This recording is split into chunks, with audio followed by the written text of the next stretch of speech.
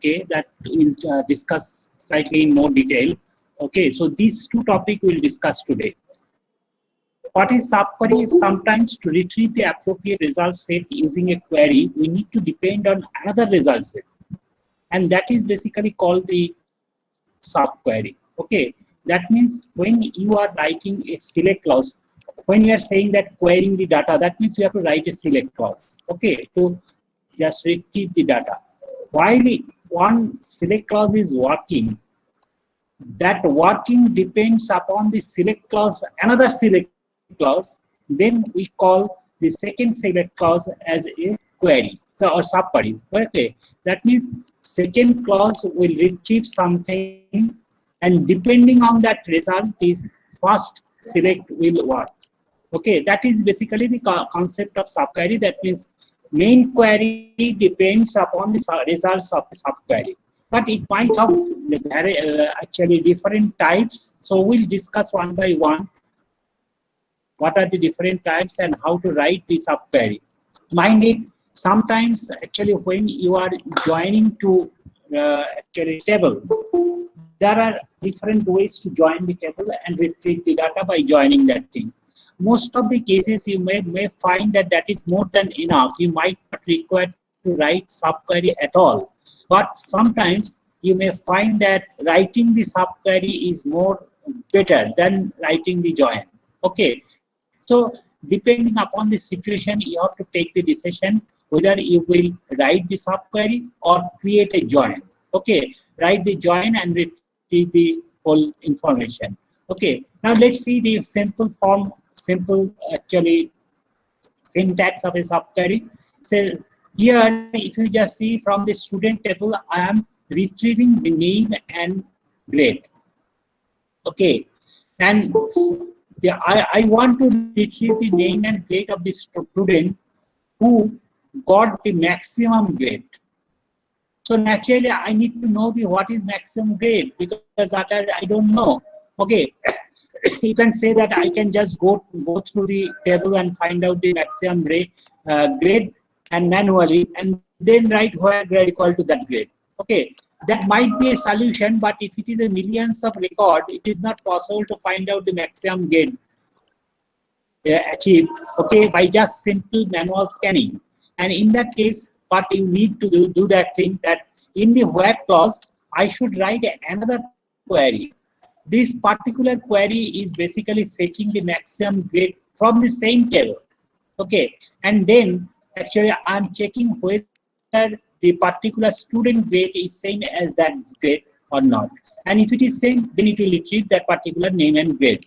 Okay, this is an example of very simple subquery. Here, if you just see this is the main query, and the main query depends upon the result of this query.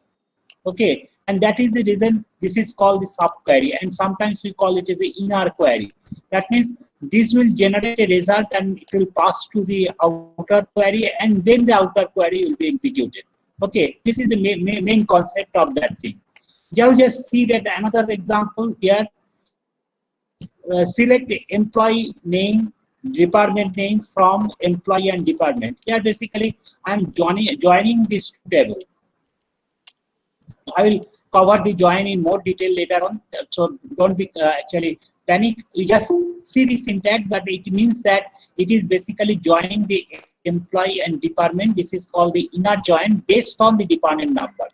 Okay, employee department number, this DO number is the department number of in the employee table, and similarly D number is the department number of the department table in the department table. So naturally, on the basis of that department number, I am joining. And why I am basically joining that thing? Because I need the department name. Okay, employee name, first name is available in the employee, but department name is available in the department master table. Okay, and that is the reason I need to join that thing, because I want to get first name as well as department number. Why? Because I want to just check whether the department is the headquarters or research. If the department is headquarters and research, then only this. If you see that it is a simple, it is not basically a subquery, it is a simple join. Now, if you just try to write that thing in different way, almost similar thing, but here what I want to know that what is the location from a particular location. The department is located in a particular location. I try to find out who are basically working in the Stanford.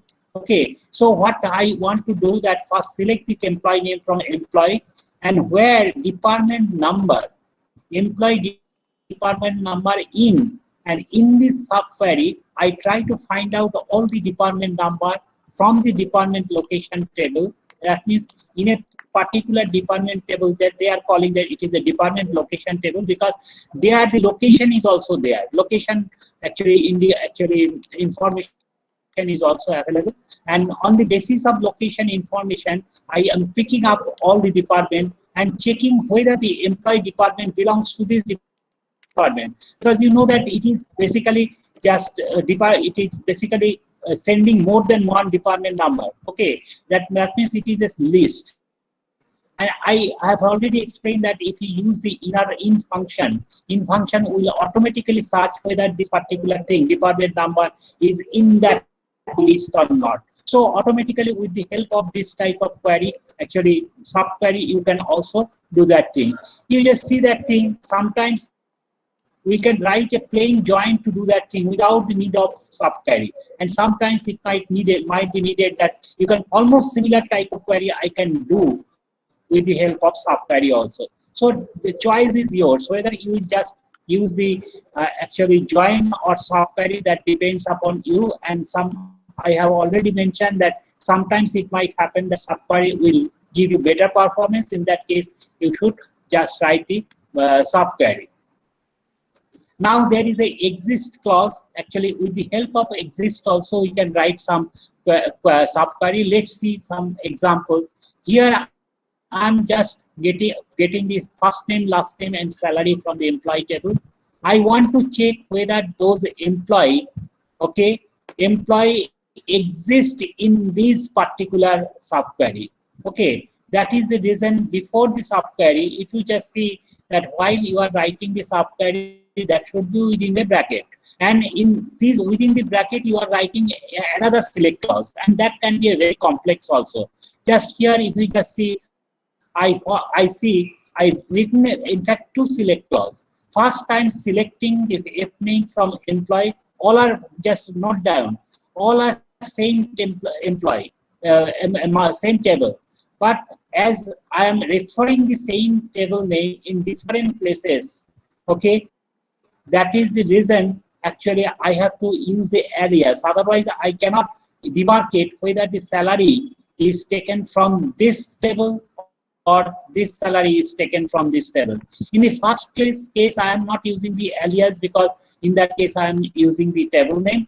But for all other cases, I have to use the alias. This is called alias. That means after the table name, you just give some short character. Maybe most of the cases we are using ABCD like this. Okay, and with the help of those particular alias or alternate name, you can access the column of that particular table. So here, first you just see here, first it is selecting the F name from employee where salary is less than employee salary. Okay, E3 salary, that means this salary is less than your employee salary. And here again, I am saying checking that from employee table where salary is greater than this. That means what basically I want to do, that I want to find out all the employee whose salary is between, okay, some range basically. Okay, salary is greater than this or less than this. Actually, this all the employee names and salary where there is at least one person who makes more money, that means first exists, okay, and at least one person who makes less money. Okay, if there is this is basically given the more money, that means salary of whose salary is more than this, and this is salaries is less than this. The employee salary is less than greater than this, and here is this salary is greater than this. Okay, so in this way you can write some complex subquery also. Mind it, the same thing you can write, you may write by using the join also. Okay, it does not necessary that always you have to write that thing, but only to show that how complicated it can be, I have just given an example here. Okay, similarly, you can, here we are taking the exists. That means if the particular employee exists in a particular subquery, then only you retrieve it. You can also give the reverse one, that is called non-exist. That means if this particular subquery returns something, okay, and the employee does not belong to that thing set, then you are returning that thing. This shows the highest paid basically employee. If you just go through little bit in this example, then you will understand that how it is executing. Mind it, always in this case, at least in this case, here always the outer query depends upon the inner query.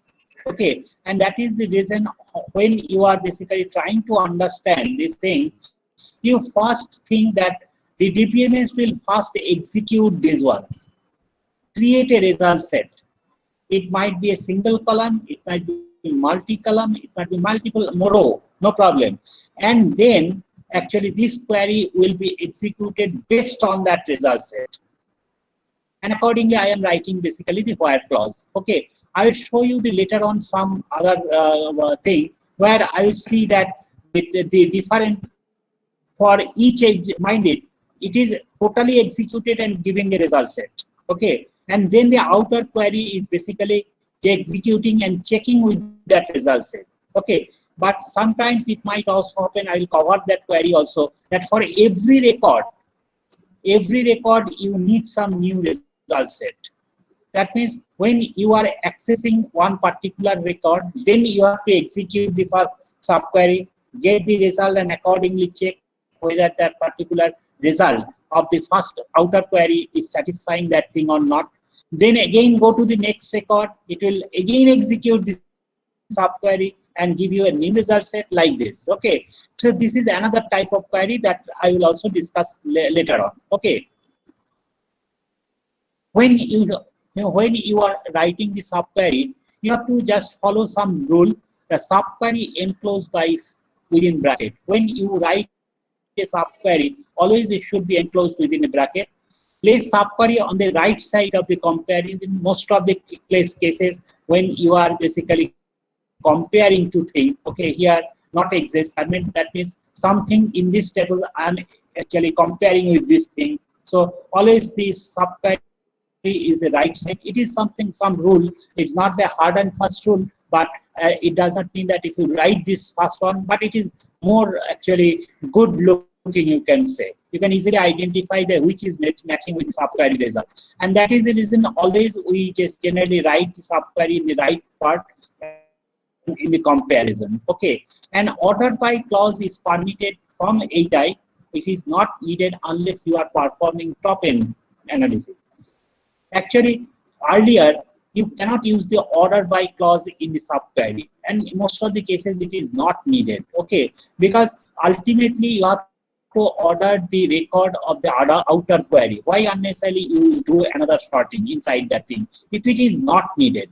In some cases you might find that order by is needed for top-end analysis. That means if I really try to find out the employee, 5 employee who is getting the highest salary, okay, that means, or the five student who is getting the highest grade. Okay, in that case, naturally you need to order this thing to find out the top 5. Okay, and that is basically called top-end analysis. Okay, in that case we might require a order by clause, but most of the cases if you think that order by is not required, then unnecessarily do not write the order by, because after ATI it is available, so you can write the order by, but do not do any order by in the subquery because it is unnecessary most of the cases. Ultimately the ultimate result should be ordered, okay, not the inner query. It has no meaning ultimately. There are different type of subquery. One subquery that is called single row subquery, that means return only one row as a result from the inner query.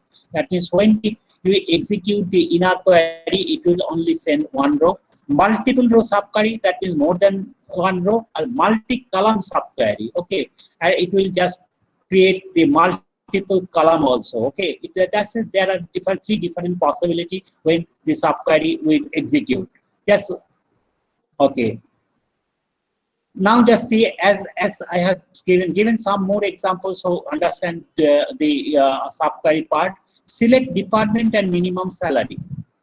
Okay, I want to find out the department-wise minimum salary of the employee. Okay, and group by department. So naturally, it will just the result. It will give the result of actually department and minimum salary. Department and minimum like this. Okay, now I have. Okay, now just see that thing. I got everything. Okay, now I try to find out that if the minimum salary is greater than the minimum salary of department number 50, then only you will show. This particular, up to this point, if you just see that it will show you department and minimum salary. Okay, from the employee master.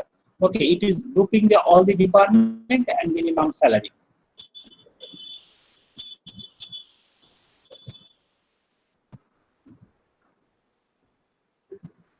But if I really want that you show me the department and minimum salary for all those departments where the minimum salary is greater than the minimum salary of the department number 50. If it is so, then naturally here I have to use a having clause, because it is already grouped by, and if you really want to filter the group by record, I have already mentioned that you have to use the having clause, and because here the where will not work. Where is before the group by, but after the group by, after the grouping has been done, if you really want to just filter those records, you have to use the having clause, and here you have to write the having minimum salary and should be greater than, then you have to write the subquery to find out what is the minimum salary of the department 50. Okay, then only you can compare. Okay, so this is another actual example of the subquery. Okay, now we just see that another thing. Here, select employee ID and last name from employee master, where salary equal to, I want to check whether salary is equal to minimum salary or not, minimum salary of some department or not. Okay, now we just see if I write this query. Now try to understand the inner query first. Okay, I try to find out the minimum salary from employee master group by department ID. Okay, how many records will it will return? It will total number of records is basically total number of department basically belongs to that particular thing. For every department, it will find out the minimum salary. So it will just return you a set of minimum salary. Okay, and if it is a set of minimum salary and you are checking where salary equal to this, that cannot be done. Only if you use the in clause, then only you can do. Salary cannot be, actually there are more salary in that particular set. So how you can say that salary is this? One right side is a set and this is only a single value. So that cannot be comparable. So in this subquery will be wrong. Okay, and it will not be executed. So always when you are writing the subquery in the where clause mainly, then you have to think that what type of information it is retrieving about the subquery, whether it is comparable with the left part or not. That is also very important. Using multiple row operation in and out, in that case I am equal. But if I just write this thing in a n, okay, then I know that a single value can be searched inside a particular list where there are more value, okay, with the help of in function. So if you write here this way, then it will be wrong. But as soon as you change this equal to in, then it will be correct, because it a single value is searched inside a multiple value list. Okay, so there will be no problem. Okay, now similarly, if you just see, okay, employees who are not IT programmer and whose salary is less than that of IT programmer, okay, the maximum is, okay, so you have to find out this type of query. Employees who are not IT programmer and whose salary is less than that of the IT programmer, okay. say suppose I salary that programmer earn is 9,000. I have just see that thing. Select employee ID, last name, job, and salary from employee master. I retrieve this thing. When I'm saying the salary is less than any, then I have given the subquery. That means actually I have retrieved the salary from the employee master where job ID is IT programmer and job ID is not equal to IT programmer. Okay. So, okay, sorry. IT programmer here, if you just see, I am retrieving the IT programmer. Okay. IT programmer salary. Okay, here. Okay. So it is a list. Okay, so you can write the salary is less than any of these things. You can write like this. Okay, any means here if you just give any of the value. Okay, suppose this subquery I have given, for example, it is returning 3 value. So naturally, it will access the employee master individual record, find out the salary of the individual employee, and check that salary whether that salary is any of this thing or not. Okay, when you are basically checking, it can be in or any. Okay, you can write this any also. Okay, and if you just see here where how complicated it is in the where clause, I have one part I have taking the salary with the help of a subquery, and we are joining and giving another condition here. Job ID is IT programmer. Okay, so naturally not equal to IT. Sorry, not equal to IT programmer. So naturally you find that if the employee is not a IT programmer and he gets salary less than IT programmer, I will get the information. Okay, so sometimes this type of typical query without writing the subquery is almost impossible to write with the help of a simple join. Okay, so sometimes we might require that type of thing. Here I have given the in all different variation in the all is in, so in any equal to any, less than any, all those things you can use. Okay. Okay, here if you just see the employee select name, last name, job and salary. Okay, here where salary is less than all this thing. That means if just less than all means less than the maximum. Okay, naturally. Okay, and greater than all means more than the minimum. In this way, I can select. Okay, if it is a less than all, okay, that means less than the maximum. Okay, so here we'll get a set of value. Okay, it will just pick up. Actually, as soon as you say that less than all, it will check out what is the maximum value inside that list and check whether the salary is less than this or not. Okay, in this way, actually by using the different type of actually comparison operator, you can just write a different type of what is called the query. Okay, now you just see that it was actually I have shown you only in the select clause how to write the subquery with the help of most of the cases. Actually, we are using the subquery with the while you are retrieving the data, but if you needed, you can also write the subquery in the while you are update, delete, or insert. Okay, just like here, I have updating the copy employee set department. This is the another one table copy employee. That means this is a employee master where the data is copied from the employee. Okay, set department ID. I want to set the department ID. How to set? Then select department from employee master where employee ID is 100. Okay, I pick up. If you just check that thing, if the employee ID is basically primary key naturally in the employee, it will return a department. So I will just set the department of the copy this with the help of this department where job ID is equal to this. I have written another subquery here. So as per your need, you can even use the subquery inside the edit. Okay, update, sorry. And similarly for delete here, if you just see the delete from this in the where clause, you can write and some subquery to just find out something, and depending upon that value, you are basically checking whether you want to delete that thing or not. Using subquery in the insert clause, you can also do that thing. Say like insert into. Okay, I created a subquery here. You just see It is another variation of the insert. I just pick up this select employee this, where department ID equal to 50. That means I will select only those record where department ID is just DP, PT, PT should be PT, not R. Department ID is equal to 50, okay, and it will just see here, it is just returning 1, 2, 3, 4, 5, 6, 7 column. Okay, this subquery will return this column 1, 2, 3, 4, 5, 6. In that case, if you have to provide the value like only for those column.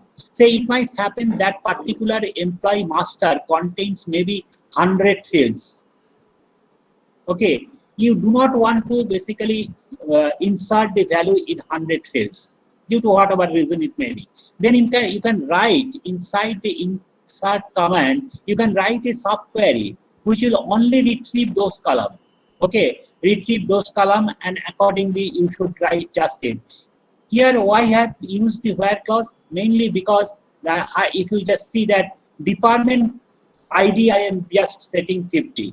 And that is the reason I am just basically finding out the employees record of the 50 department, and then we are basically adding the value there, one record here. Must have this is must that 5, 7 column it is this, must be this. Any rules of the column of base table must also followed in the inside. Mind it here, I am not using the base table but a subquery. But all the constraint which is applied to all this field in the real table, employee table, is also applicable for this subquery. Mind it. That means if you really try to give some value which is violating any of the constraint, okay, it will not allow you to enter. Okay. In the following example, a subquery is used to identify the table and column of the DML statement. Here, if you just see, there is another clause we can use when you are writing the subquery like this. That is called with check option. I will check with check option is also available in views. Also, we'll cover that part also. The with check option keyword prohibits you from changing the row that are not in the subquery. Okay. Now just try to understand. I have given insert into select this where department ID is equal to 50 with record with check option. Okay, and then I am just giving this thing. Okay, now you just see that thing here. I am not giving the department ID. Okay, but if you really want to insert, okay,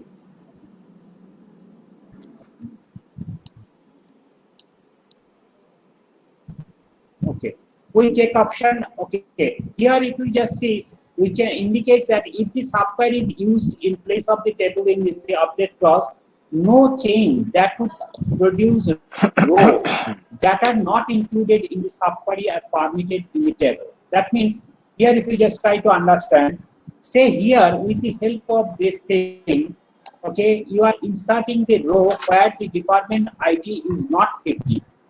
Okay, then it will not allow you to enter, because if you enter that particular row into that table, then this particular subquery will not able to retrieve that row. Okay, that means you can think like this. It is a door, maybe it is a door.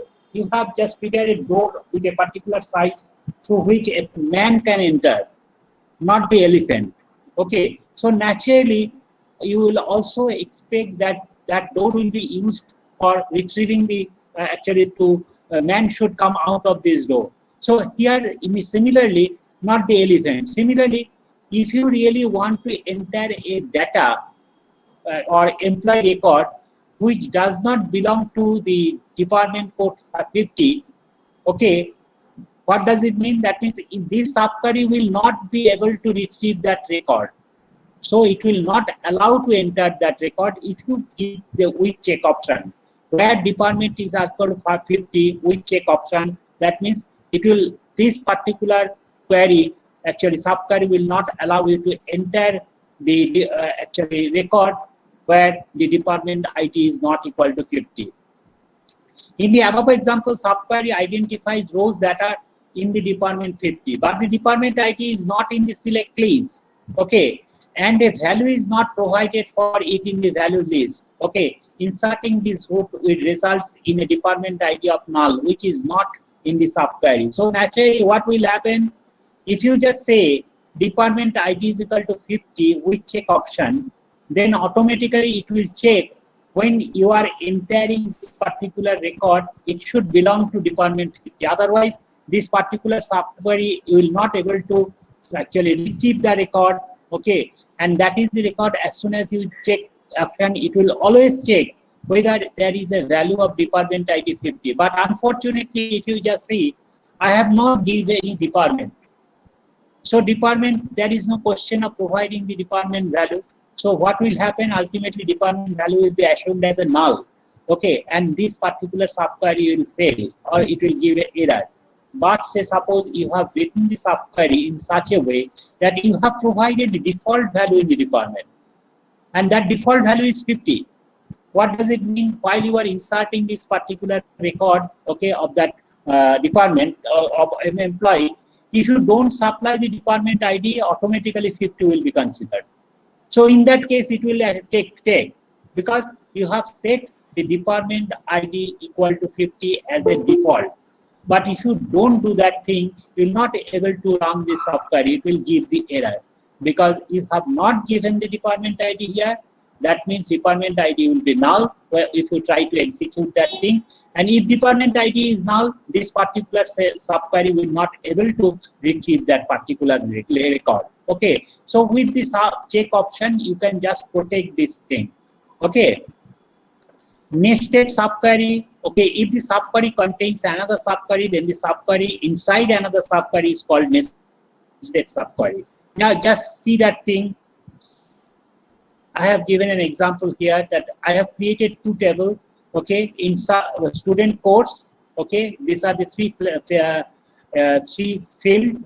Okay, your identity, one is identity field, student ID and course ID. Okay, here basically it is showing that for the student sorry, these are the two tables, student table and course table.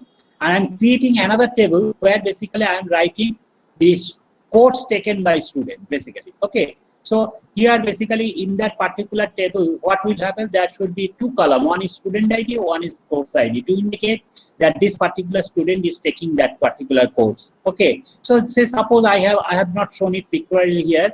I have just created that table where there is only two column, student ID and this. And what is the primary column? For that purpose, I am using the identity column. You can definitely use the primary column by combining these two things also. Okay, no harm. So I have created that particular, inserted that value to that table. So naturally, you have just 1, 3, 2, 3, and like this I have given.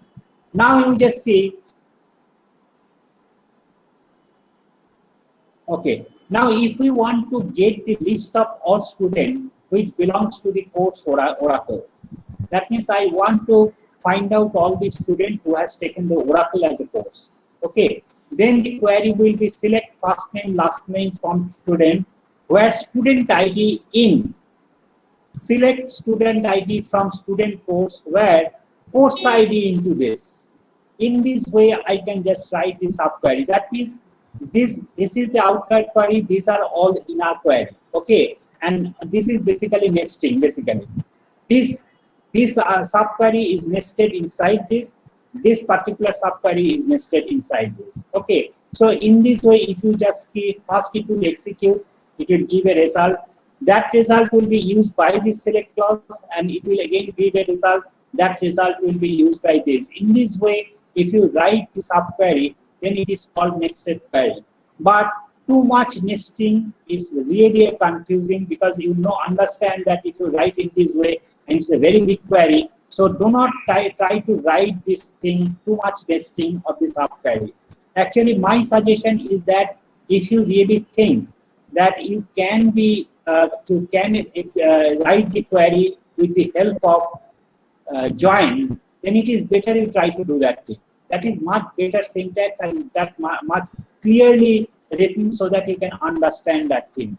If too much nesting is there, it's very confusing. Okay, later on when you open that thing, you might not get actually understand it. Okay, and next part is called the correlated subquery. This is another type of subquery as opposed to the regular set query, where the outer query depends upon the value provided by the inner query.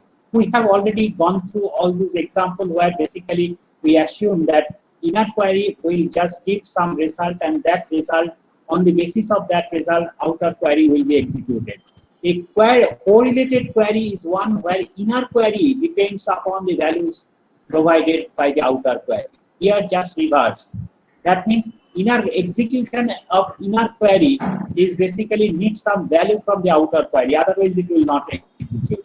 This means that correlated subqueries, inner query is executed repeatedly.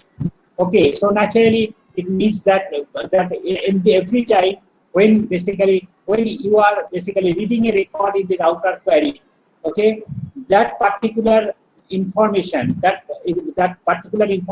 might pass a value to the inner query, and then inner query will be executed.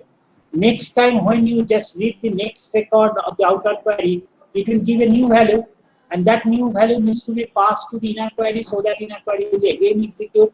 That means if the correlated subquery, you will find that the inner query will execute it repeatedly, and sometimes it is basically not very good approach to write.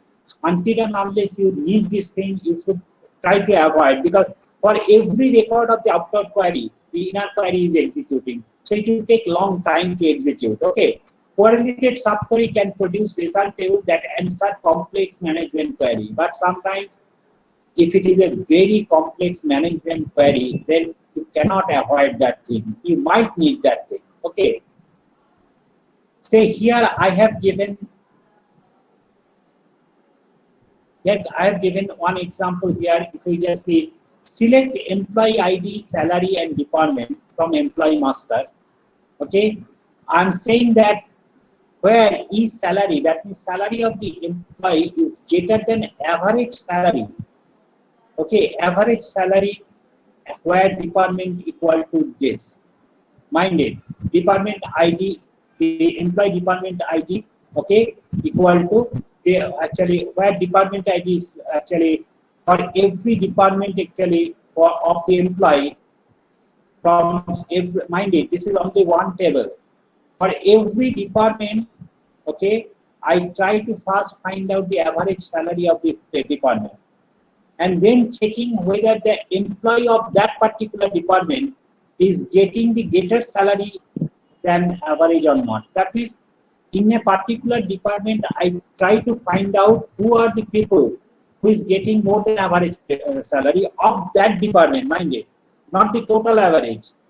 I'm just wanting that give me the list of employee who is getting the salary which is more than average salary of that department.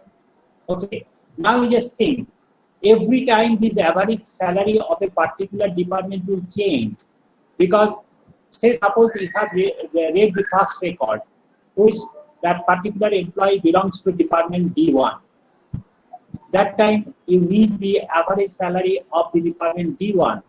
So that time it will execute on time and return in the D1. Second record might be the employee, when it will just outer query read the second record, second employee record, that might be D2. Okay, department is D2. That time again, you need to find out the average salary of the D2.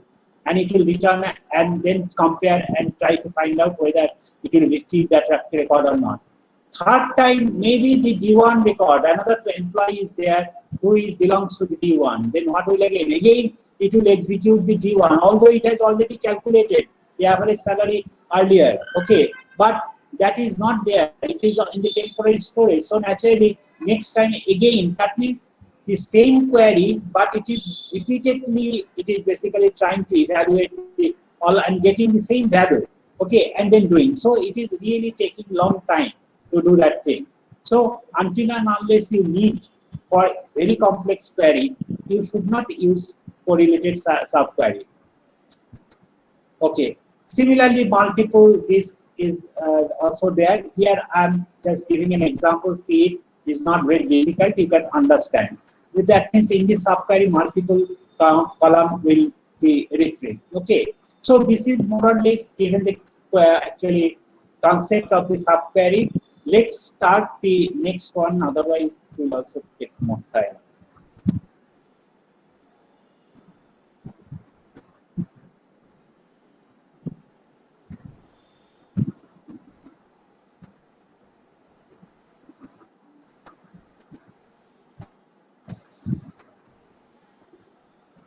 Okay, now let's see the view. What is view?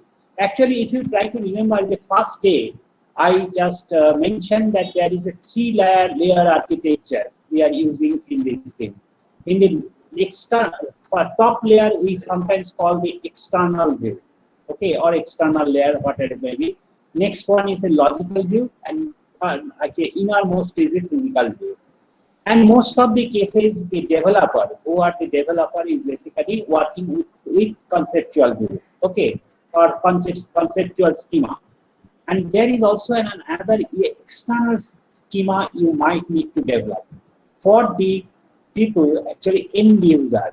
Okay, say if it is a very complex database and every table has lot of information, lot of table, database has lot of table and every table has lot of column. Okay, it is not possible for any external user who is working in the finance department, maybe in another department, to remember the column name and writing the query and all those things. It is not almost possible for them. Okay, and that is the reason what generally we do, the how to implement then the external view. That means it is the interface to the external user. How external user then interact with the database, okay, without writing the SQL by its own, mind it. It is also an SQL, somebody has to write, okay, but the user will use that thing, you need not bother, he will just use it. If he knows the name of that particular view, that is called basically view, okay. So here basically this view is representing that external layer. Okay, you have to write the query properly and save as a view, and the external user will just access the view and get its result. Okay, without knowing a single thing about the SQL. Okay, but for writing the view, you need to know the SQL. So that is the reason the view, actually most of the cases, it is not possible that every query, every type of data, actually what is needed by the user can be written with the help of a application. Sometimes it might have the application is providing lot of information in different way, but still user needs some information in some other different way. But that might not be very frequent. Sometimes they need it. So in that case, what we generally do, in addition to that application, basically, we are also writing some view and store it into the database. And if the user needs that type of data, it will just execute that view and get it. Okay. Now let's see what is that view. A view is called the virtual table that does not physically exist. That means in the table, what you have said, we have created the table, that structure, you are entering the data inside this thing, and table data is stored inside the somewhere in the secondary storage. That means there is a space for every table it is storing. So there is a physical existence of the table. Data is there, but view is not basically, it is like a table. Okay, that is the reason we call the virtual table, but physically it is not existing at all. That means view does not contain any data. When you call actually, when you just write the view, then you will understand that it is virtual existence is there. There is no physical existence. When you need the data, that time basically view will contact it with the other table, base table, sometimes we call the base table, get the data and give it to you. So view is created by query joining one or more tables. Generally, how then the view is created? View is basically created by joining one or more tables. As per the requirement, user say might require 5 field, which is basically scattered between the 5 tables. Then you have to write suitable joining clause and write a view so that all the 5 columns from the different table will be accessed based on certain filtering condition, and the view will get those records. Okay, so this is basically nothing but a query, and most of the cases it is joining query, and it's a very complex sometimes, most of the cases. That is a logical representation of another table or combination of table. It might also from the one table. Say suppose one table contains hundreds of fields, but most of the time we find that some user, maybe manager needs 5-6 more important field only from that table. Okay, he can easily, if I just train him, he can write a select clause, but every time he need to bother, actually he need to remember the field name and all those things. Without doing that thing, if I write one view, okay, which will only retrieve those 5 columns, he can just need not bother, he needs to know only the view name, and he can execute and it will give the result with that 5 name. Okay, and that means, so view is created by joining the query, but if you just see, ultimately this query, what it is doing, it is accessing the data from the actual table, because view does not contain any data. So naturally it is accessing this. Those tables from which you are basically creating the query, okay, those tables which is basically supplying the data, that is called the base table. So you can think that view is one conceptual layer. Behind it, there are a lot of base table. View is basically, you are writing a query, that query is accessing the data from the base table and then providing it to the end user. It is like that. Base table might in turn be actual table or might be view themselves. Mind it. That means you can create a view based on the table, or you can create a view also based on the combination of table and another view. That is also possible. Okay, all operation performed on the view actually affect the base table. Actually, now let's say suppose you are accessing the data, retrieving the data with the help of view. Where is data? Data is a table. That means actual operation will done on the table. Or say suppose you have written a view, with the help of a view, you are trying to update a record in a particular. I will consider that thing also. That is little bit complicated. So we'll at last we'll see that thing. If you really want to update a record or insert a record, now they consider the complexity. There are maybe view can be created. You have written the query for the view by combining 2 tables. Now the first question is, when you try to update a record, which table you are going to update? Can you update both the table or a single table? All this question will come. Will resolve. We see that what is the basically different condition and how can use that thing is. But ultimately the operation will occur into the actual base table, because there is no data in the view. So ultimately when you basically update any record, that will be affected into the base table. You can use views in almost the same way as a table.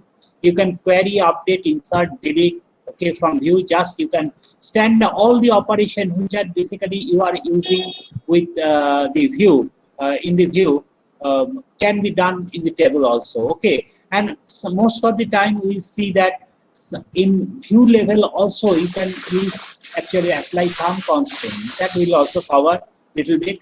And if you don't use the constant, it's not a hard and fast rule that you have to use the constant here, because all the constant which is already applicable to the table is also applicable to the view. Mind it.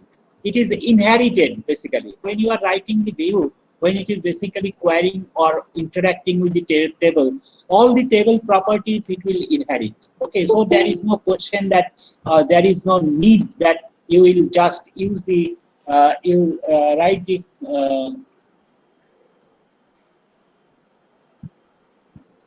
Saurabh Kumar, you have joined now.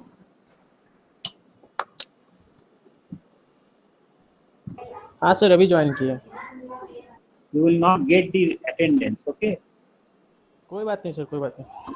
Okay, now we just see this thing. So okay, so that is the so you are saying that view is nothing but a logical concept.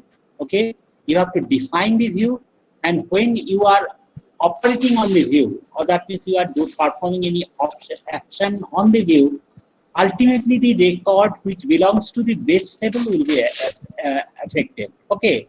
So what is the advantage? To hide the complexity of relationship between the table, or to provide a security for sensitive data in the table. So suppose there are it's a complexity of relationship and other thing need not bother. The end user who is basically using that view to retrieve the information, he did not know what is the relationship, what are the different column name and all those everything. So that complexity part you can hide. Okay, you can write a very complex view, it will generate a lot of good information for the end user. But end user do not bother how it is generating. You just use the view. Okay. Or sometimes it might be also needed that there are very sensitive data already. You do not want that end user should directly handle that thing. Okay. So for avoid that thing, you can write a view which will basically just provide other information, maybe not that information, or in some protective way, you can just provide that thing by writing the view. To make a complex query easy, mind it, you can write a very complex query. You have written, mind it, as a developer. And who is using the end user? End user need not actually bother about the complexity of the query. Okay, he can just, if it is a, say, suppose every day he needs to actually execute that result 10 times. Okay, he need not write, nobody actually, not only he, maybe developer need not write the 10 times that same complex query. Okay, only thing is that you can just write the query, okay, once and save it into the database as a view, and every time you just execute. You need not actually write the query every time when you need the data. Okay, you can save that query into this data. There is other alternate way also that we will also discuss, is stored procedure and another thing. Then you see that without writing the view also you can do that same job. But here this is another way, okay, of doing this thing. Need not write complex query repeatedly to present the different views of the same data. That means data is same. That means a table contains 100 your maybe column. You are writing maybe 5 views to access the different part of the table. That means data is same, but you are providing the different view to different user from the same data. So view is basically used for that part also. Okay, there are two classification. One is called the simple and complex view. Okay, simple view is derives data from the single table when it is contains no function. These are the part of the simple view. That means only single table is involved, contains no function or group of the data, can perform DML operation through the view. You can perform other DML operation, that means insert, delete, all those things through the view.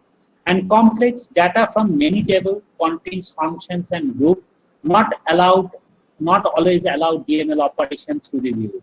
Not inserting, deleting, and all other things.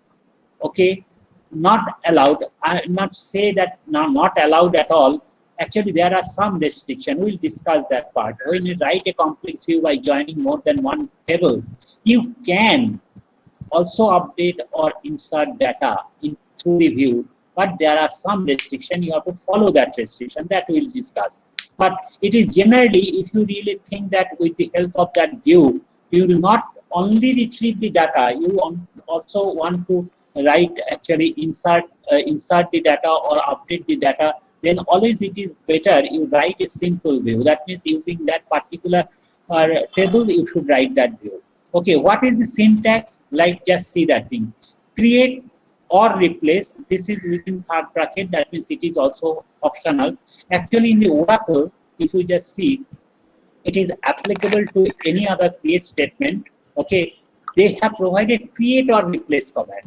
Sometimes we call it is a create or replace command. What does it mean? Say, suppose when you are creating a table and the database DBMS is while creating the table, find that that particular object is already existing into the database, then it will not create. It will just give an error. But if you just give the create or replace, okay, if you just write the full keyword create or replace like this, then if that particular object exists, still it will replace it and create the new one. Okay, so this is the meaning of this thing.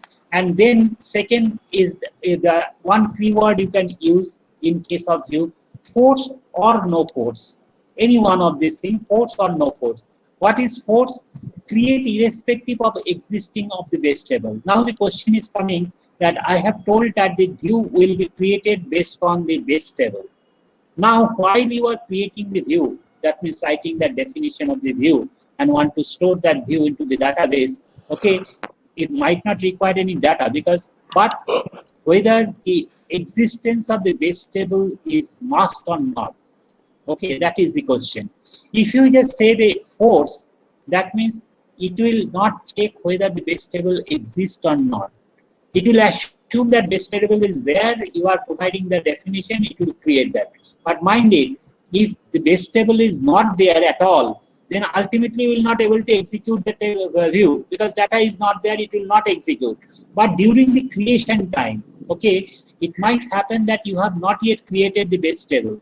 One developer who is very expert in the SQL, writing the complex query, I have given the responsibility to him, please just write these 100 views, okay? And I have told the DBA to just create the table. It might happen that your DBA has not finished creating the table, okay? But that other developer started writing the views. Then what will happen?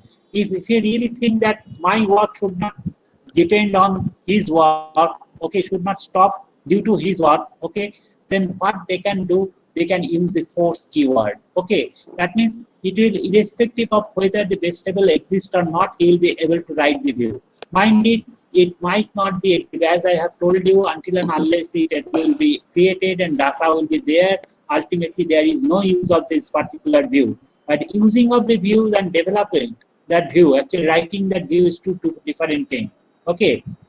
And no force, if you use the no force, then automatically it will check whether the table exists or not. If the table is not there, it will not allow you to do that thing. So this is the total create command, you can say that create or replace, and this is the two clause you can use while you are creating the view. And then after create, you know that in the create command, what we have to, you have to say what type of object you want to create. So I am saying create view. And then you have to give the view name, okay. The view name, what should be the name of that particular object, you should give that thing. And then within the third bracket I have shown you, within the first bracket you can give alias, that means alternate name of all the column which will be retrieved with the help of subquery. If you really want that thing, that subquery might give the different name, and in this actually we want to just use the different name, then you can just give those alias, okay. But it is, as it is a third bracket, it is optional. If you don't give, then automatically the subquery column name will be available to the view, and view will use that this thing. Why this alias must sometimes be needed? Say, actually, if you just see, then subquery, then as subquery, you have to write the subquery, which will basically pump out the data for the view, okay. That is basically nothing but a complex join query, okay. Now most of the cases what happens, subquery, while you are writing the subquery, you are referring the column name of the table. Most of the cases, that particular column name, basically we people are giving that column name, okay. Sometimes it might happen that column name is not very familiar to the external people, external user. But who are using this view? External user. In that case, if you really want to just provide an alternate name which is actually suitable for the external viewer who can easily remember, or easily the meaning is clearer to them, then I can use an alternate name here, okay, which will map that name with the actually column of the subquery.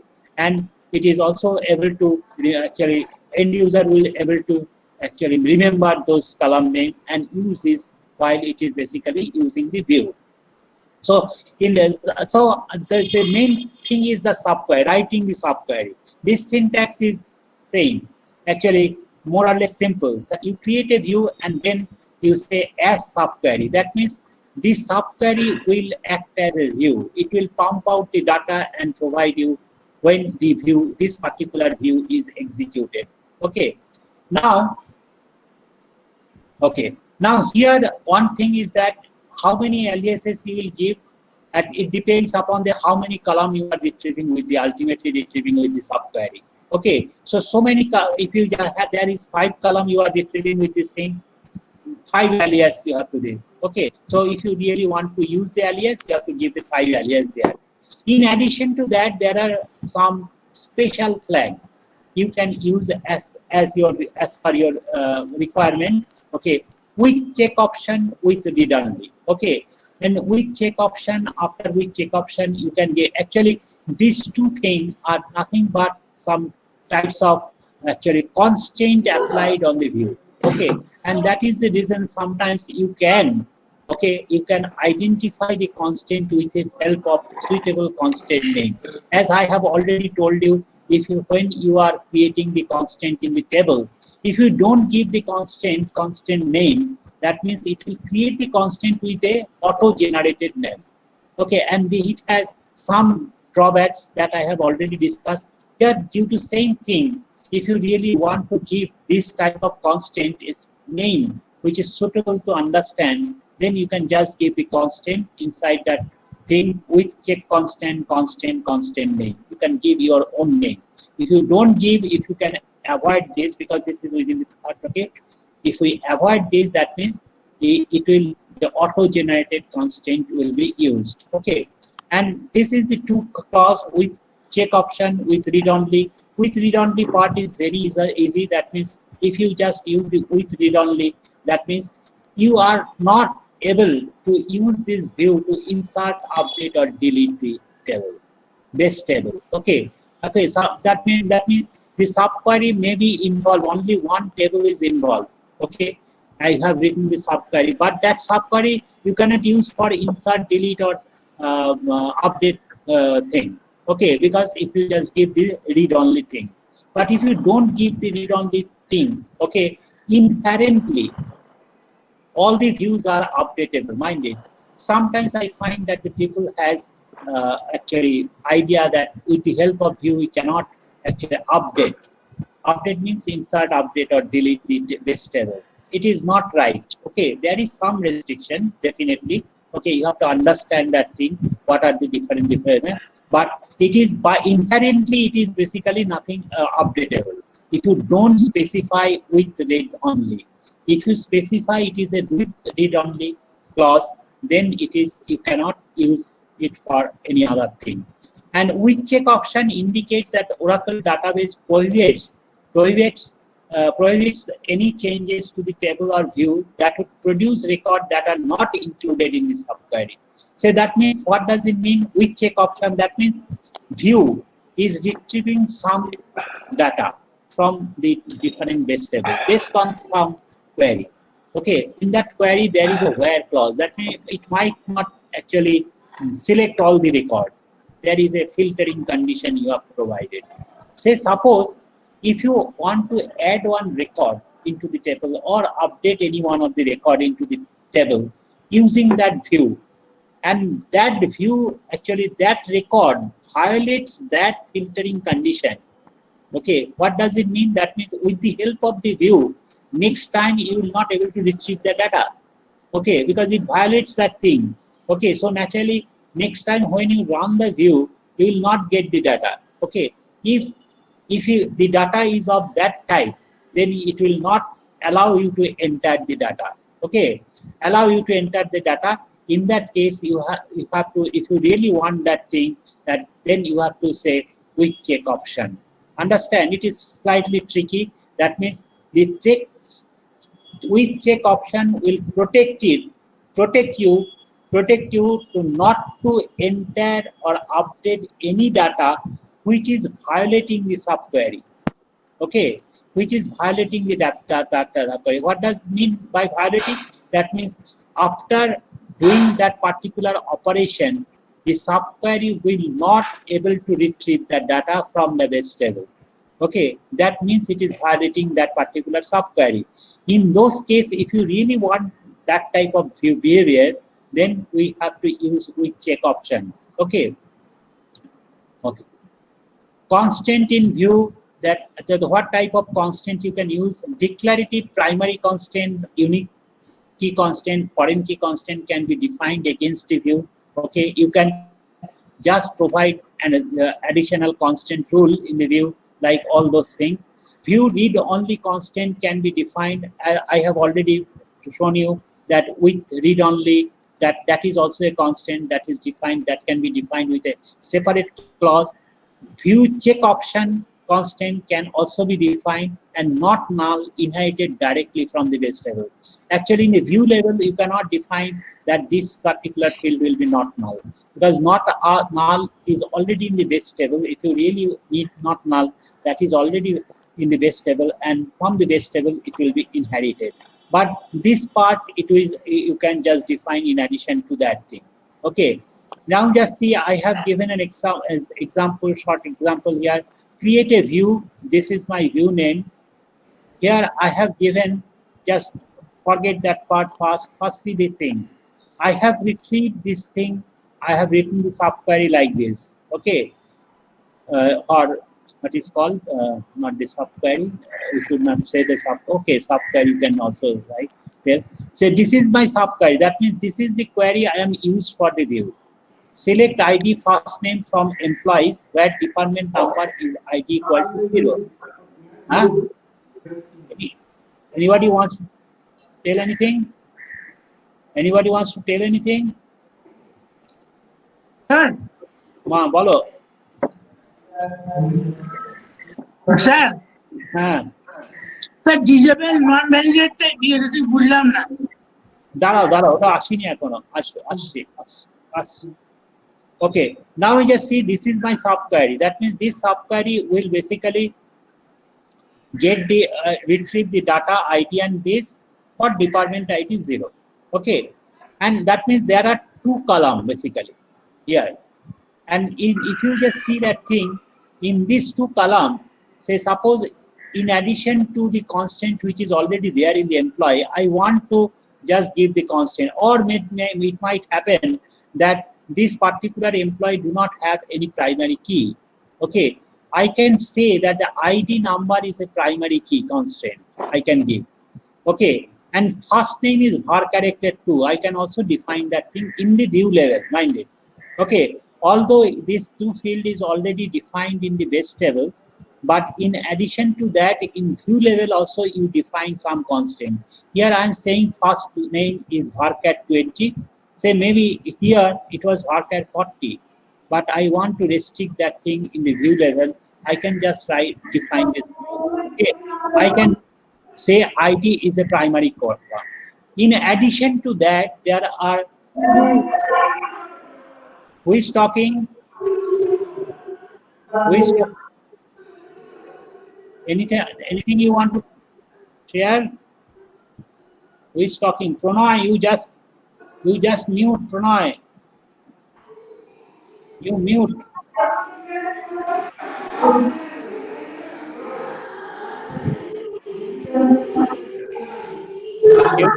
কেউ তোমাদের ওই বন্ধুকে বলো তো mute হতে, আওয়াজ আসছে।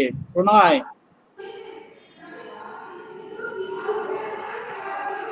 you mute your microphone, Pranay.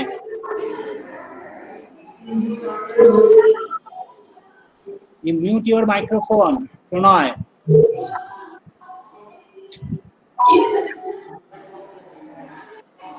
Pranay, you mute your microphone.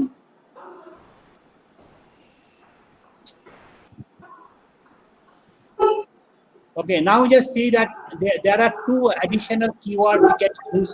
One is called disable non-validate. Now the question is that, say suppose you try to add some. Can somebody say Pranay to stop? Mute the microphone. He is not hearing most probably. Pranay, you mute your microphone. Pranay, you mute your microphone. Sir, do you have any option to mute participants so you can mute him? I don't know really. I don't know because initially I have muted, but after that I don't know how to mute. Anybody knows how to mute? Sir YouTube पे video होगा, sir देख लीजिए। Huh? I could not see any option. Okay. He has left the class. Probably he is not in front of his phone or laptop. Okay, now here's Pranay, when you are leaving the place, you please mute your microphone. Otherwise, it creates a disturbance in the class. Sir, I'm going to drink water. Sorry. Oh, fine. Then you just mute and then go. I'm Otherwise, really sorry, sir. Sorry, sir. you are throwing water into the class. Okay. Now let's just see these two keyword. What is that? Disable and non-validate. Now just see that. Just take an example, then you learn. You are specifying that it is a primary key. ID is a primary key, and suppose that ID was not primary key in the employee master. Okay, and employee master has already some record which is duplicate. It is possibility is there because ID I have not defined that it is your what is called that primary key in the table level. But now here I am just defining ID as a primary key. So naturally, what will happen? What you expect that whether when you are entering one record which is already existing in the employee, okay, whether it will allow you to enter that record or not. Definitely it should not, because if it is basically allowed, okay, then it will violate the primary key rule, okay, because already there are one record into the employee master, okay, which is have the same ID, okay. So in that case, how this basically that particular view will work. Sometimes it might require that, as I have already mentioned while creating the table, when you are imposing a constant, if that particular constant is violated by the existing record, okay, then database will not allow you to enter that constant. Here also the same rule, and that is the reason you can write a non-validate clause. If you just say the non-validate clause, that means when you are inserting the data with the help of this view, okay, it will not validate that record with the existing one, or it will not validate whether all the existing record is already valid or not. In the employee table, base table, there are already lot of records are there. Whether it is validate already, it will not allow actually check whether all the records are valid or not. Okay. Actually, in case of table, what is happening when you are inserting the constant, automatically it checks existing record is actually any of the existing record is violating that constant or not. If it sees that it is violating, it will not allow to insert the constant. Okay, here also same rule, but as soon as you say that no non-validate, that means if there is some violation inside the employee table, still it will allow you to impose that particular primary key constant here. Okay, similarly for disable and enable, actually it is almost same. When we are basically creating the constant in table, you can just, when you are creating the actually constant in table, you can disable it or enable it. Okay, here also same function. If you just say the disable, that means the constant will be imposed on the view, but it is disable condition. If you want to enable it, you can enable it and do that thing. Say like here, enable non-violate means that constant is checked for new or modified rows. Mind it. Enable, if it is enable and no validate, what does it mean? That means the constant is now enable. Okay, and non-validate means no validation. That means it will not check whether the existing record is basically satisfying the constant or not. Only for new and modified record it will check. Okay, when you just actually modify any record, if it is violating that constant, it will check. When you are basically inserting a new record, that time it will check whether that particular key already exists in this or not. Then if it is existing, then it will not allow you to enter. But while you are basically creating that view, it will not check whether this particular constant is violated by the records already inside into the employee. Okay, that is the basically use of no validate. Okay, and similarly for disable validate, you can also this. Here also I have given another example. In case of altered view, I have just add one constant, okay, unique constant, and I'm saying that disable non-validate. That means it will not validate whether the existing record is violating this rule or not, and it is for the time being it is disabled. Okay, so in this way you can use these two keyword as per your requirement. Okay, now we just see that some example, more example. Okay, create view this. These are the three alias I have provided. As select IT CD IT name rate into quantity. In the query I have retrieving these three field. Okay, from item master, where is this? Now we just see that thing to the external world, to the end user. They are more comfortable with item code. Okay, not the ITCD. That is a short code we have designed, developer has provided. Okay, so the end user is not familiar with the ITCD, and that is the reason I have given a alternate name here, alias.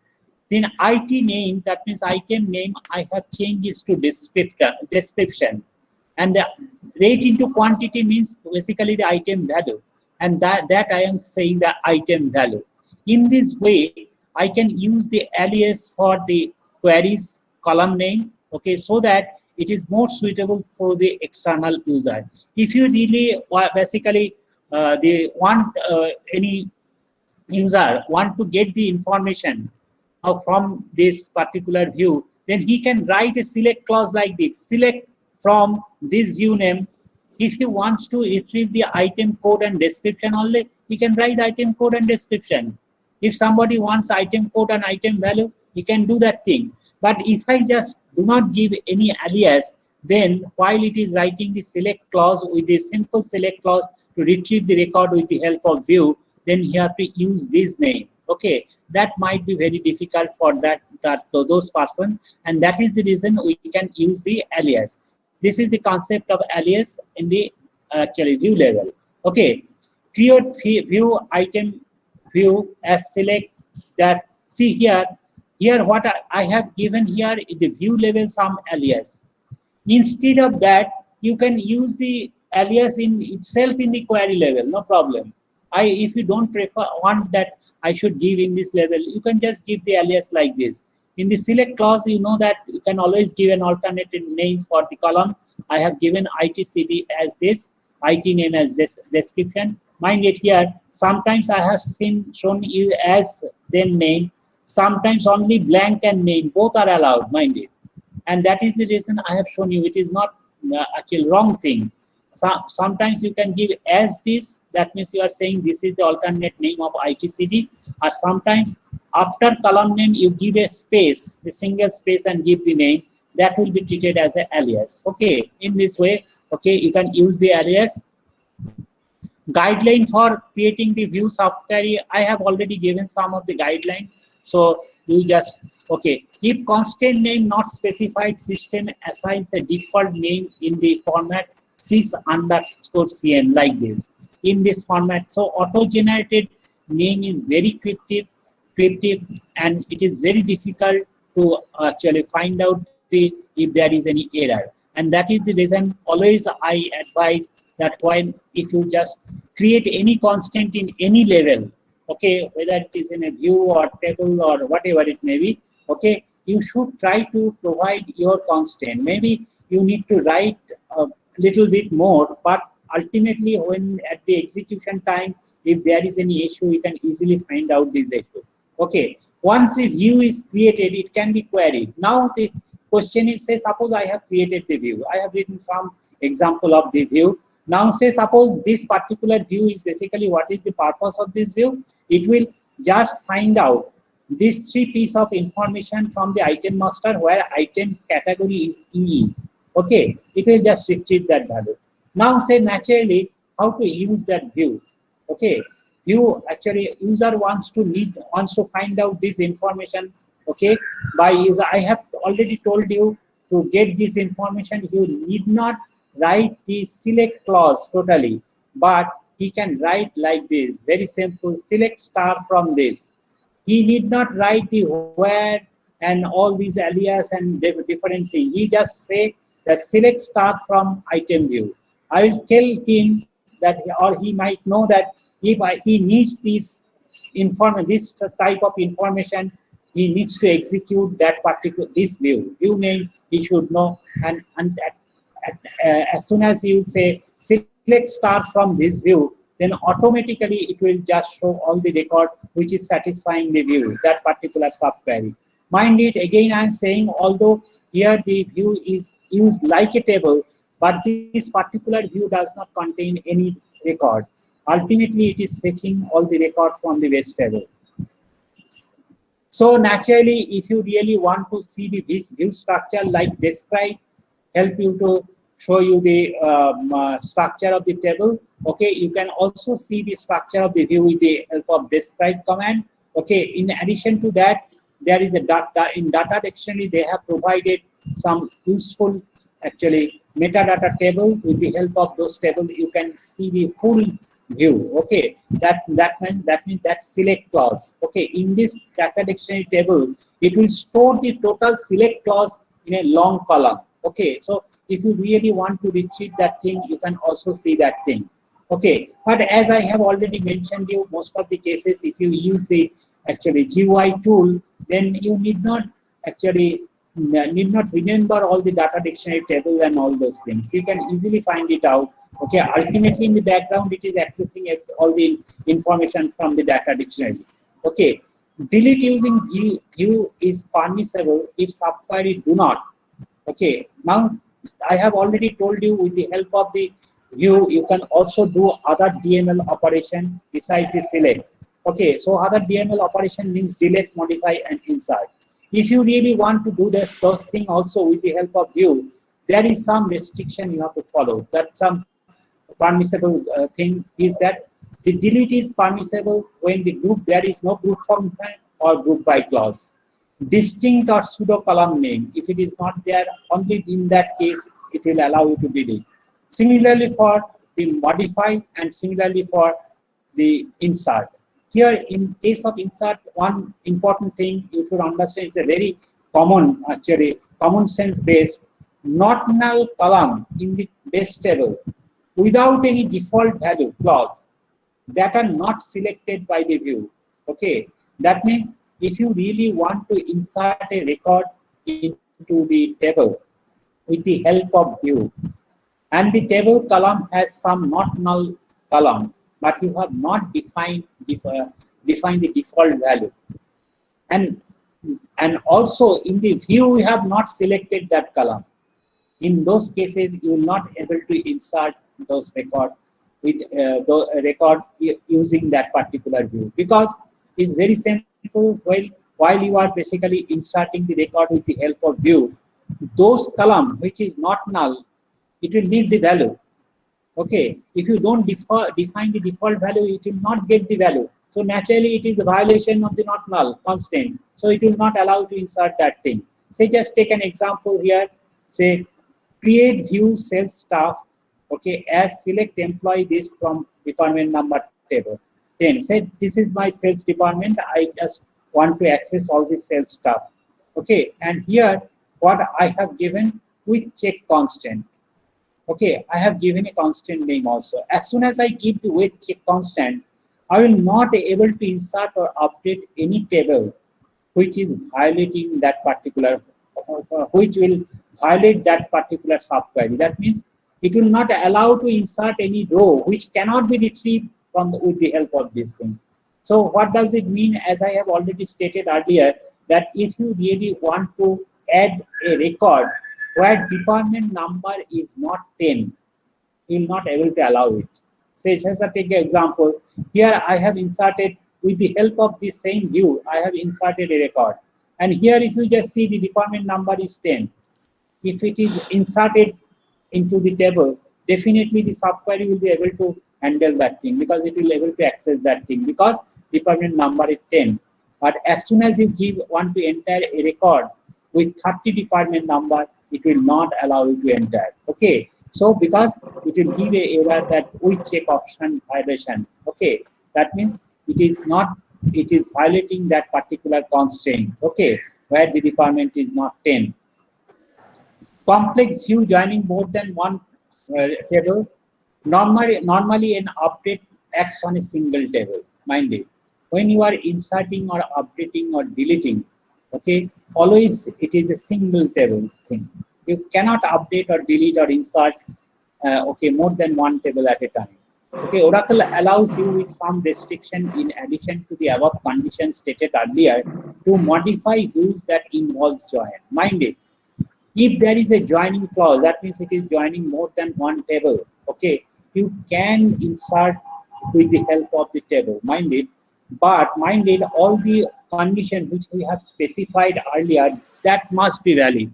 Otherwise, we cannot do. Say for delete clause, I have provided some restriction for insert this. You have to obey that thing. In addition to that, you can write the join, it will act. But mind it, always it will affect any one of the table of the join. Maybe join involves 3 tables, but only at a particular table, okay, which is satisfying some condition can be inserted, updated, or deleted. That part I will discuss after that. So what is that? All updatable column of the join view must map to a column of a key preserved table. Okay, that is basically the rule. Okay, now let's first understand what do you mean by key preserved table.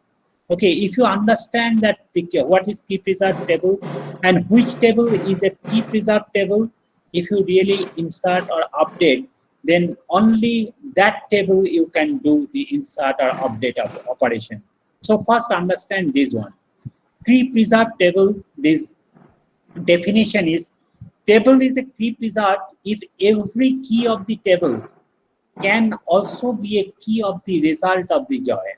That means, say suppose with the, say first consider on with a single table. When a table there is a key, say employee ID is a key, okay. When you are writing a joint, oh sorry, more than one table you have to take, otherwise you will not able to understand. Say if you really want to basically join 2 tables and create a query, okay. If the every key of the table can also be a key of the result of the join, okay. That means if you find out, say suppose I am just using the what is called that employee ID is the key. I'm joining with the department, okay, and I create a join, and ultimately if you really run that particular join clause, join subquery, then automatically will get a set of result. If that particular set of result, okay, the key, every key is also a key here.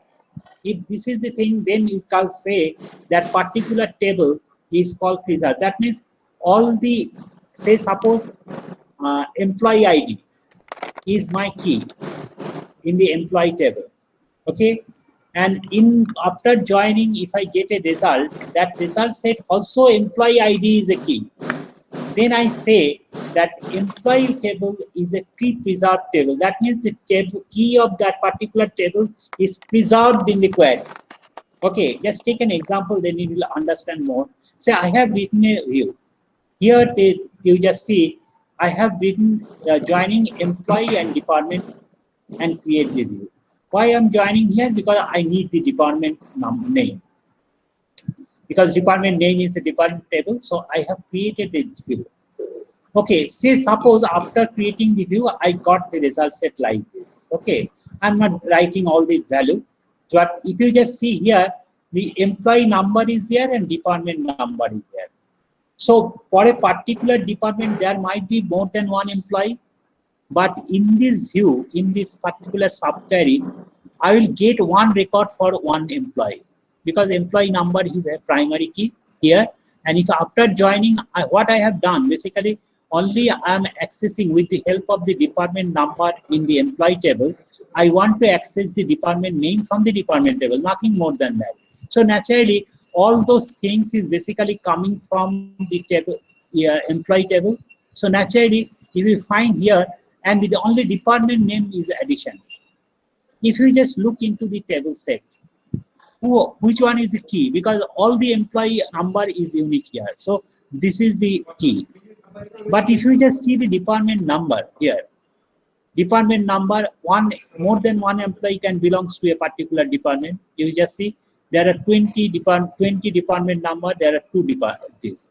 So department number cannot be key, mind it. In this particular query, department number cannot be key, but department number is a key of department table, mind it. That means that condition it is violating here. So what we can say that the employee number for the employee table, the key is employee number that is preserved here in the query. Okay, and but the department number is the department number is key of the department table, but that is not preserved here because it now here in the department number in the query is not a key, and that is the reason we say that the employee table is the key preserved table in the query. Understand? We are joining 2 tables, but ultimately we have discovered that one table is not key preserved table because the key of that table is not the key in the query. Okay, so with the help of this particular view, I can only do the TML operation on the employee table because it is a key preserved table. I cannot change the department table. Understand? And that is the actually concept of key preserved thing. Okay. So every time when you basically want to update, insert or delete any base table with the help of view.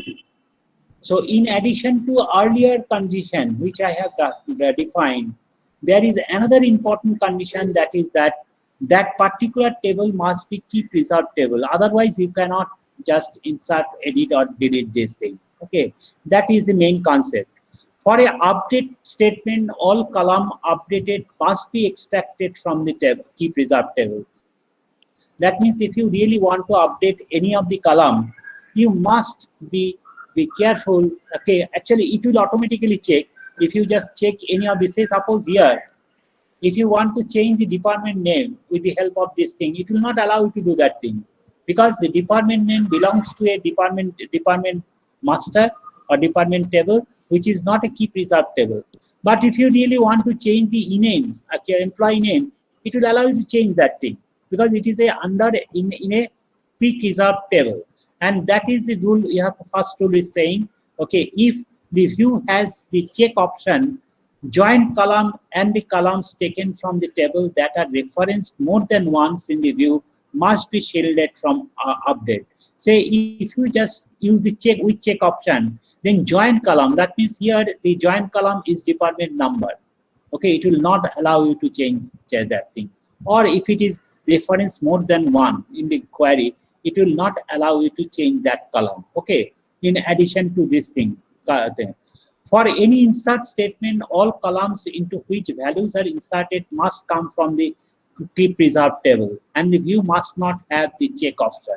Okay, if you really want to just insert the direct record, okay, into the employee table, it is allowed, but it should not have the check option also. Okay, modifying a joint view, say suppose I have created this thing, select employee name, department, all those things. Okay, join, this is my join operation. Actually 2 table I have joined. You can write in this way. There are other syntax that we'll discuss more detail while we'll cover the join and other thing, where this is thing and this is thing. There are restriction on modification either the employee or the department base table through this view, as it is a join view. Okay.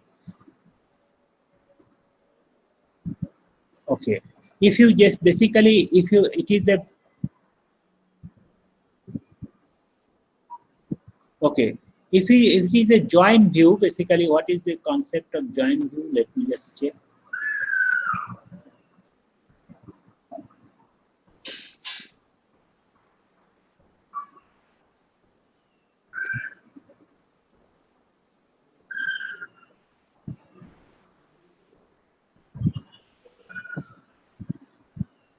Okay.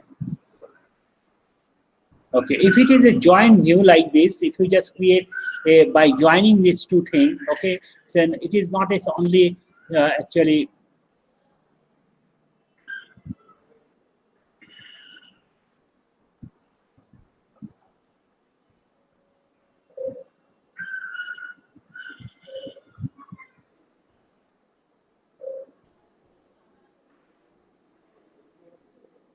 okay, I will explain that thing later on. Okay, I have some confusion, so I'll let me check and then I'll do. Okay, any update, insert or delete statement on joint view can modify only on underlying base table. Okay.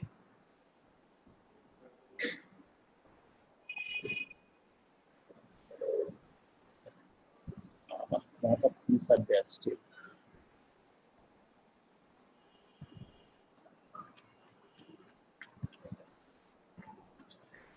Okay, I will cover because there are a lot of things, so I will just cover the joint view part later on. Okay, the next day maybe. Okay. So you have any other question or any conception which is not clear, I can just try to clear. Mind it, key preserve table concept is very important. Okay, we have already, that means actually one thing you must remember, that with the help of view, you can also insert, update or delete, okay, base table, provided you follow some restriction. Some restriction we have already talked about, that these are the query should not contain this thing. In addition to that, the concept is that if you really want to update a table, that table must be the key preserved table. And how to just find out the key preserved table and what is the meaning, that is very important. And always try to remember, actually understand this thing with the help of example. That is the reason, that is much better than just reading the theoretical sentence and try to understand the meaning, because sometimes it's very difficult to understand that part. Okay, so that is the reason you always try to just prepare an example in front of you and try to understand which one is preserved table and this. As I have already explained here, two tables, but only one table is preserved table, other table is not. So naturally, in addition to other thing, you can only basically update that particular table, not other table. I will cover the join view later on, because there are a lot of other things